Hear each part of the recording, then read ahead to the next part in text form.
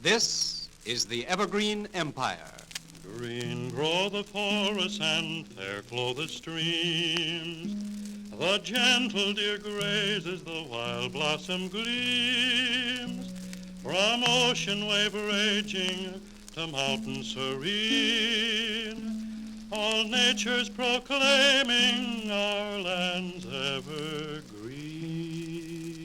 Welcome to Columbia Conversations. I'm Feliks Banel, editor of Columbia Magazine for the Washington State Historical Society.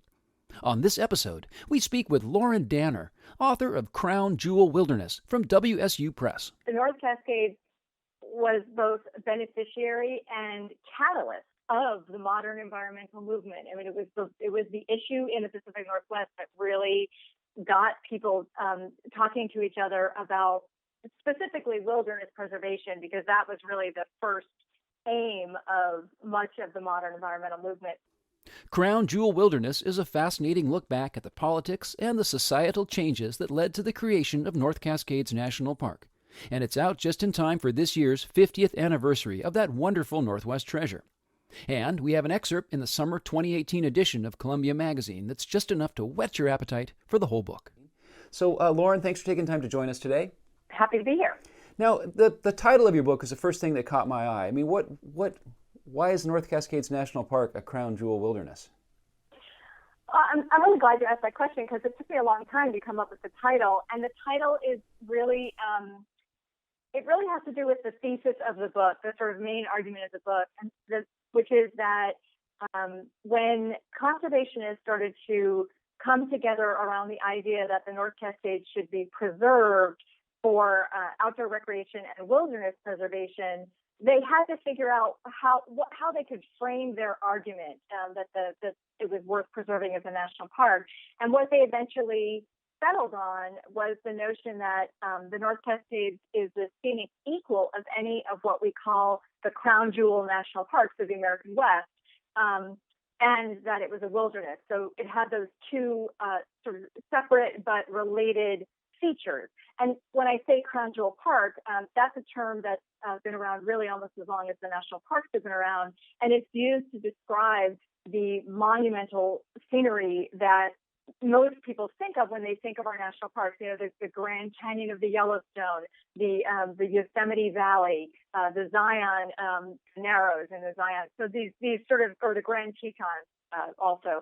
So these incredible landscapes that come to our mind. And so when conservationists were sort of thinking about how they could sell or promote the national park idea to both the politicians who would be responsible for any legislation getting through Congress for this bill, but also to the public, and try to make people aware of the North Cascades, they figured out that they had to really emphasize its national park quality, its crown jewel quality, and then also try to leverage at the same time the growing sentiment for wilderness preservation, which had been in 1964 codified in the Wilderness Act. And they were successful in doing that.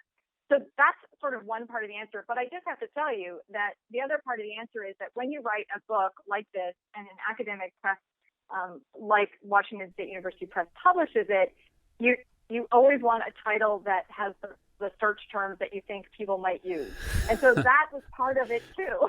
So what you're saying is it's part poetry and it's part search engine optimization. It is, and boy, talk about a term I didn't even know before I started this project. SEO, you bet.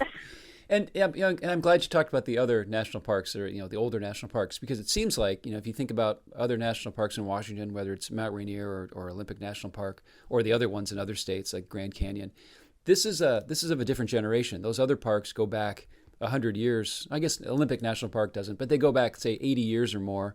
And this newer generation of parks like North Cascades, they seem like there's a difference to them. They don't necessarily have I can't think, is there some iconic spot or iconic lodge in North Cascades National Park that is sort of the natural postcard photo that you think of when you think of Old Faithful, or even Paradise at Mount Rainier or something? Is there sort of does it have a different character because it's only 50 years old? I think the answer to that is yes and. Yes, it has a different character because it's only 50 years old, but it also it doesn't have like the Old Faithful or Half Dome or something like that. because it was specifically designed as a wilderness park. So the whole notion of the North Cascades Highway going through the park, that road was already under construction, and conservationists were able to sort of say, okay, that'll be our national parkway, and that'll go through the park, but the rest of this park, which is a huge area, more than 500,000 acres, we're going to try to keep as wilderness and as wild as we can. So as opposed to other national parks, Mount Rainier being a good example, North Cascades only has, I think, 7 miles of road in the entire national park. Now, that's not including the Ross Lake National Recreation Area, which bisects the national park. But the only road in the national park proper is 7 miles of road to the Cascades Pass Trailhead. So that alone totally changes the character of North Cascades National Park. It is a park that was created to preserve wilderness. Mount Rainier, which was created in 1899, was also created to obviously to preserve the mountain and to capture that scenery. But as Ted Catton in his great book and others have adequately described, part of the point was to make it a tourist destination. And to make it a tourist destination, you had to build roads, because that's how the national park system has thrived, is by attracting people in their cars to explore the parks from their cars. Even to this day, 97% of park visitors never leave pavement. So they never leave pavement, which is great for the 3% of us who like to go off on the trails. But it's a reminder that in a very real sense, many of the great national parks of the West were literally constructed for cars. Wow. Yeah, I was at Yellowstone. It's probably been 25 years ago now, and the roads were choked. There was RVs parked along the highway, but we parked at a trailhead, like something, I think it was called Fairy Falls or something. And within 5 minutes, it felt like we had the entire park to ourselves. It was great. So yeah, and even at the most crowded parks, that is still true. Even at a park that like Mount Rainier, which on a summer weekend, can get almost 5% of its annual visitation on one summer weekend day. If you find a trail and you go off, you can have a lot of solitude in those places. So, and I think that's, like for people like you and me who like to hike, I think that's great. And obviously lots of people like to hike. But if you're not a hiker, I do think it's really important to have those places that you don't have to leave pavement, like the visitor center and the paved trails that many parks offer. Those are hugely important, and the pull-offs on the roads. And so I think the North Cascades Highway does offer those things. There's nature trails and there's scenic overlooks and everything. And you look into the park, but you're technically not in it. And if you really care about those kind of distinctions, then it's probably going to matter to you. I don't. And that also really speaks to the other reason that the North Cascades sort of maybe doesn't have that iconic feature like those other parks. And that is that when it was created, it was both the national park, the 2 national recreation areas, Ross Lake and Lake Chelan, and the Pasayten Wilderness. The Pasayten Wilderness is managed by the Forest Service. The other 4 units are managed by the Park Service. But it was created with the idea that it was a complex that would be managed both cooperatively and sort of as a whole unit. And so that can be a confusing thing about the North Cascades. It's like, well, why am I not in the national park? Well, according to the Park Service and at least the legislation, you are in the national park.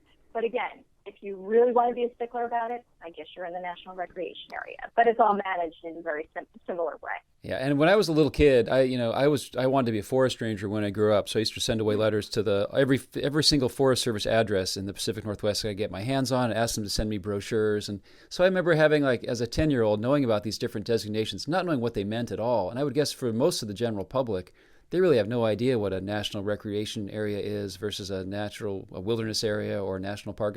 I spent a lot of time up in the Mount Baker National Forest up by Baker Lake. That's one of our favorite spots. And I know there was talk about Mount Baker should have been included in the boundary of the national park. But I don't want to get too far off the rails here, but it seems like the origins of this park coming together have really deep roots in that post-war environmental movement, and there were some kind of coincidental, like, people bumping into each other that made this thing come together, right? Yes, that's so true. The North Cascades was both beneficiary and catalyst of the modern environmental movement. I mean, it was the issue in the Pacific Northwest that really got people talking to each other about specifically wilderness preservation, because that was really the first aim of much of the modern environmental movement. Things that we think of now like health and also sort of stability in terms of our scenic areas, those came later, but the first issue was wilderness preservation. And so as people, what happened was Seattle experienced a huge population, the Seattle area and Washington State experienced a huge population boom during World War II and beyond, the likes of which proportionally dwarf what's happening there today, which I think is interesting. Numbers are different, but it is interesting to think that in the 20 years between 1940 and 1960, the population of King County grew by 85%. Yikes. Now it's more like 30%. Yeah. And so just all those people coming in. And so all the people who came, they came for these great wartime jobs, defense, manufacturing, supporting industries like healthcare and education. And they came for the same reason that I came and that many other people have come, and that is the incredible natural surroundings. And so a portion of those people wanted to see those surroundings up close. They went out into the mountains, into the national forest, and they found more clear cuts, more slash piles, more mud, the evidence of the high-tech logging that was also, peaking at that time. Now, they were not happy about that, and they started to pressure the Forest Service, which was the main agency that really managed most of the public lands in Washington State at the time, with the exception of Olympic and Mount Rainier National Parks and a few other small places. They wanted the Forest Service to set aside more forested areas for outdoor recreation. And the Forest Service was really stuck. It was in a really difficult position because those same people who were demanding more forested river valleys, more hiking, more unspoiled vistas, also were moving into like King County and the surrounding areas, and they all wanted what I think of as the American dream of a single-family home. And those homes were built with wood, and the wood came from the national forest. And so it was a really tough position for the Forest Service to be in. And they weren't that agency was not structurally set up to accommodate those competing demands. So when World War II hit and there was now demand for national forest timber, which there really had not been up until that point, since the national forests were created in the late 1800s, the agency found itself in that tough position, and it responded by basically upping the logging, and that galvanized conservationists. Now, how some of these folks met on the North Cascades is one of those weird coincidences.